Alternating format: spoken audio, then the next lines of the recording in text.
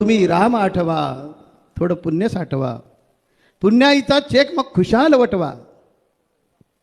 हे लक्षात ठेवा की राम नाम आपल्याला कसं तारतं हे आपण कानिफनाथ महाराजांच्या प्रवचनातून ऐकलंय. एवढं सामर्थ्य या रामनामामध्ये आहे. रम रम येते असं कुठेतरी एक सुभाषित आहे. म्हणजे काय, जो आनंदात रममाण होणारा आणि दुसऱ्याला आनंद देणारा असा जो तो राम. राम कसा आहे, जो आनंदात रममाण होणारा आणि दुसऱ्याला जो आनंदात रममाण करणारा तो म्हणजे राम.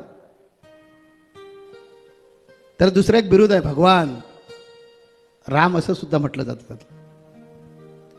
चैत्र शुद्ध नवमीच्या दिवशी दुपारी 12 वाजता त्रेतायुगामध्ये तो प्रकट झाला.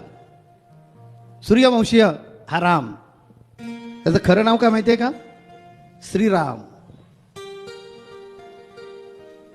श्रीराम. त्या श्रीमध्येच फार मोठी ताकद आहे पहा.